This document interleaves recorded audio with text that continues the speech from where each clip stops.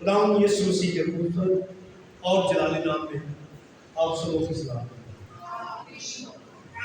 خداوند کا شکر اور خداوند کی تعریف کرتے ہیں جس نے ہمیں زندگی، صحت اور سلام دی اور یہ خوبصورت موقع فراہم کیا تاکہ ہم زندہ خدا کی حضوری میں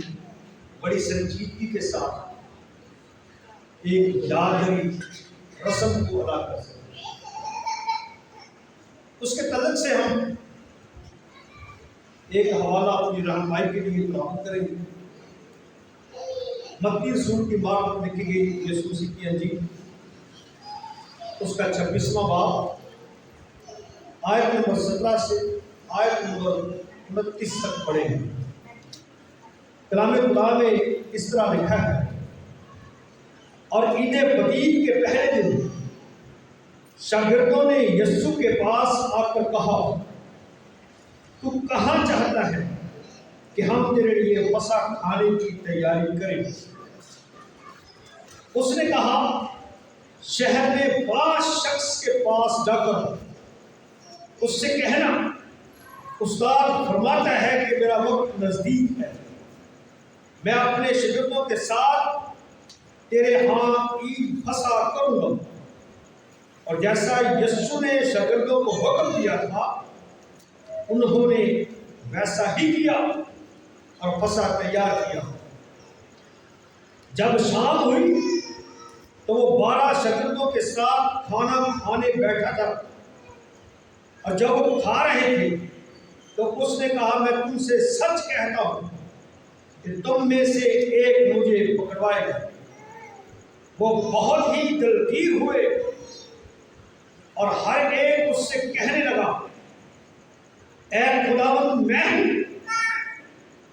اس نے جواب میں کہا، جس نے میرے ساتھ طواف میں ہاتھ ڈالا ہے وہی مجھے پکڑوائے گا۔ ابن آدم کو جیسا اس کے حق میں لکھا ہے جاتا ہی ہے، لیکن اس آدمی پر افسوس جس کے وسیلہ سے ابن آدم پکڑوایا جاتا ہے۔ اگر وہ آدمی پیدا نہ ہوتا تو اس کے لیے اچھا ہوتا۔ اس کے پکڑوانے والے یہودا نے جواب میں کہا، ربی کیا میں ہوں؟ اس نے اس سے کہا، تم نے خود کہہ دیا۔ جب وہ کھا رہے تھے تو یسوع نے روٹی لی اور بڑھ کر دے کر توڑی اور شاگردوں کو دے کر کہا، لو کھاؤ، یہ میرا بدن ہے۔ پھر پیالہ لے کر شکر کیا اور ان کو دے کر کہا، تم سب اس میں سے پیو، کیونکہ یہ میرا وہ عہد کا خون ہے جو بتیروں کے لیے گناہوں کی معافی کے واسطے بہایا جاتا ہے۔ میں تم سے کہتا ہوں کہ انگور کا یہ شیرہ پھر کبھی نہ پیوں گا اس دن تک کہ تمہارے ساتھ اپنے باپ کی بادشاہی میں نیا نہ پیوں۔ زندہ کلام کے پڑھے اور سنے جانے کی وسیلہ سے ہم سبوں کو برکت ملے۔ یاد رہے پڑھے کہ حوالہ میں ہمیں 2 خاص ضیافتوں کا ذکر ملتا ہے۔ نمبر 1 ضیافت محبت اور نمبر 2 عشائر وانی یا پاک اشارت۔ اور یاد رہے اس موقع پر ہمیں 2 ضیافتیں یا 2 کھانے ہمیں نظر آتے ہیں۔ آخری کھانے یا آخری فسح کے دوران، کیونکہ یسوع مسیح کی دلی خواہش تھی کہ اپنے شاگردوں کے ساتھ مل کر 2 ضیافتیں یا 2 کھانے کھائے، کیونکہ یسوع مسیح اس فسح کے موقع پر ضیافت محبت کے دوران یسوع مسیح ایک اور ضیافت اپنے شاگردوں کو ہمیشہ کے لیے دینا چاہتے تھے، یا ایک اور ضیافت کو قائم کرنا چاہتے تھے۔ اس لیے یسوع مسیح نے فسح کے خوبصورت موقع پر ضیافت محبت یا فسح کا کھانا یا رات کی شراب کی کھانا اپنے شاگردوں کے ساتھ مل کر کھایا، اور اسی موقع پر یسوع مسیح نے پاک عشاء کی رسم کو بھی قائم کیا۔ اور یاد رہے، پہلا کھانا یا پہلی ضیافت یسوع مسیح نے عبرانی قواعد و ضوابط یا عبرانی رسم و رواج کے مطابق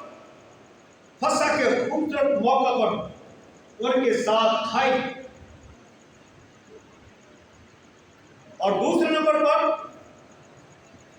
یسوع مسیح نے فسح کے خوبصورت موقع پر عشائے ربانی کو بھی قائم کیا، اور انہی وجوہات کی بنا پر خداوند یسوع مسیح کے شاگردوں نے، ابتدائی کلیسیا نے ان دونوں ضیافتوں کو ہمیشہ اکٹھے رکھا، اور یہ دونوں ضیافتیں پراپر چلتی رہی۔ لیکن دوسری صدی میں آ کر یہ دونوں ضیافتوں کو الگ الگ کر دیا گیا، لیکن تو بھی ایک عرصہ کے بعد یہ دونوں ضیافتیں پھر چلنا شروع ہو گئی، پھر انہیں رواں کر دیا گیا، یا ان ضیافتوں کو پھر سے ان کا آغاز کر دیا گیا، یا یہ دونوں ضیافتیں پھر سے کھانا شروع ہو گئے، اور ان دونوں ضیافتوں کا سلسلہ جو ہے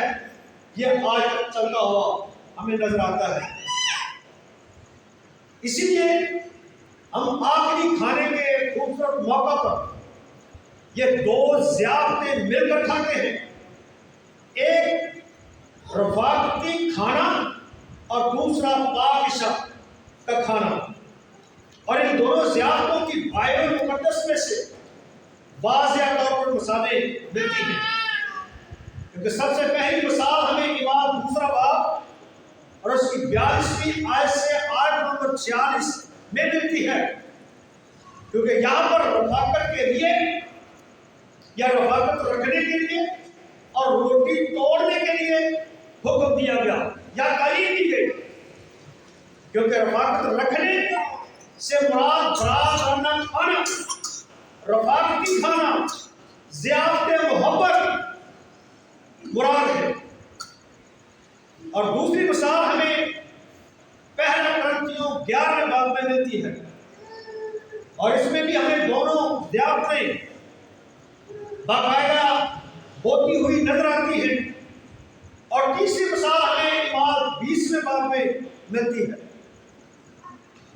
کیونکہ 20ویں باب میں ایک پالوس کو الوداعی پاٹ دی گئی، پالوس کو الوداعی ضیافت دی گئی، پالوس کے ساتھ مل کر ایک ضیافت جو رفاقتی کھانے کی صورت میں تھی، ایک رفاقتی کھانے کی ضیافت پالوس کے ساتھ مل کر کھائی گئی، اور دوسری ضیافت پاک عشاء کی رسم ادا کرنے کے باعث کی گئی۔ اور یاد رہے، ان دونوں ضیافتوں سے ہمارے لیے بہت ہی سبق موجود ہے۔ ان دونوں ضیافتوں سے ہم بہت کچھ سیکھتے ہیں، خواہ ہم رفاقتی کھانے کی صورت میں ضیافت کھاتے ہیں، ہم پاک عشاء کی ضیافت کھاتے ہیں یا اس میں شریک ہوتے ہیں۔ ان دونوں ضیافتوں میں بہت سے اسباق چھپے ہیں، ہمارے لیے بہت سے اسباق موجود ہیں۔ نمبر 1، اگر ہم یسوع مسیح کا بدن ہیں تو جب بھی ہم اکٹھے ہوتے ہیں یا روحانی یا جسمانی طور پر کھانا کھاتے ہیں تو زندگیوں میں تفرقے نہیں ہونے چاہیے، کیونکہ پولس 11ویں باب میں اس بات پر واضح طور پر بڑا زور دیتا ہے کہ جب تم اکٹھے ہوتے ہو تو تم میں تفرقے ہوتے ہیں، تم میں تفرقے نہیں ہونے چاہیے، کیونکہ ایک بدن کے اندر تفرقہ نہیں ہوتا، اور ہم سب مل کر بے شک فردن مختلف اعضاء ہیں، لیکن اس کے باوجود ہم مل کر یسوع مسیح کا بدن ہیں، اور یسوع مسیح کے بدن میں تفرقہ نہیں ہوتا۔ اس لیے ان دونوں زیارتوں میں یہ سبق ہے ہمارے لیے کہ جب بھی ہم زیارت محبت یا رفاقتی کھانا کسی کے ساتھ مل کر کھاتے ہیں یا پاک عشاء میں شریک ہوتے ہیں تو تفرقہ نہیں ہونا چاہیے، کیونکہ اس صورت میں پاؤس کہتا ہے کہ تمہارا اکٹھا ہونا بے فائدہ، فائدے کی بجائے نقصان کا باعث، اس لیے تم میں تفرقے نہیں ہونے چاہیے۔ اور دوسرے نمبر پر ہر ایک کا کھاتے وقت خیال رکھا جائے، خواہ ہم روحانی کھانا کھاتے ہیں خواہ ہم جسمانی کھانا کھاتے ہیں، کھاتے وقت کوئی زیادہ کھائے کوئی کم کھائے، کوئی پیٹ بھر کے کھائے کوئی بھوکا رہے، یہ نہیں ہونا چاہیے، بلکہ ایک دوسرے کا باقاعدہ خیال رکھا جائے، ایک دوسرے کی باقاعدہ فکر کی جائے، ایک دوسرے کے ساتھ باقاعدہ ٹھیک طور پر شیئر کیا جائے۔ اور یاد رہے جب ہم کھانا کھاتے ہیں یا کھانا لے کر آتے ہیں تو کسی کے کھانے کو یا کسی کو حقیر نہ سمجھا جائے، کیونکہ اکثر کچھ لوگ ہیں جو اچھے سے اچھا کھانا لے کر آتے ہیں، زیادہ سے زیادہ پیسہ خرچ کر کے اچھے سے اچھا کھانا بناتے ہیں، لیکن کچھ اپنی پاکٹ کے حساب سے وہ اپنی پاکٹ کے لحاظ سے وہ خرچ کرتے ہیں اور اس حساب سے وہ کھانا بناتے ہیں، لیکن جب ہم اکٹھے ہوتے ہیں تو کھانا اچھا ہے، بہت اچھا ہے یا کم اچھا ہے، اسے حقیر یا کم کرنا سمجھیں، نہ اس کھانے کو نہ کھانا لے کر آنے والے کو اسے شرمندہ نہ کریں، اسے حقیر نہ سمجھیں، کیونکہ یہ باتیں روحانی طور پر اور جسمانی طور پر ہمارے لیے برکت کا باعث نہیں بلکہ یہ نقصان کا باعث ہے۔ اور یاد رہے ان ضیافتوں میں جب ہم شریک ہوتے ہیں، خواہ ہم روحانی کھانا کھاتے ہیں خواہ جسمانی کھانا کھاتے ہیں، ایک دوسرے سے شیئر کرتے ہیں، ایک دوسرے کا نمک کھاتے ہیں، تو یاد ہے جب ہم کھانا کھاتے ہیں تو نمک کھاتے ہیں، اور نمک جب کسی کا کھایا جاتا ہے تو نمک حلال کیا جاتا ہے، یہودا کی طرح نمک حرامی نہ کریں، نہ خدا کے ساتھ، کیونکہ خداوند کے کھانے میں سے ہم کھاتے ہیں، اور جب ہم ایک دوسرے کے کھانے میں سے کھاتے ہیں تو ان کے ساتھ بھی ہم وفا کریں، وفاداری کا ثبوت دیں، یہودا کی طرح غداری کا یا بے وفائی کا یا نمک حرامی کا ثبوت نہ دیں، تاکہ ہم ایک دوسرے کے ساتھ وفاداری کے ساتھ رہیں، ایک دوسرے کی باقاعدہ فکر کریں، تاکہ ان باتوں کے سبب سے ہم روحانی اور جسمانی طور پر ترقی کریں اور خداوند کے نام کو جلال دیں۔ آمین۔ ایسا بھی کریں، ان باتوں کو اپنے ذہن کے اندر رکھتے ہوئے کلام خدا کے مطابق خدا کے ساتھ، انسان کے ساتھ،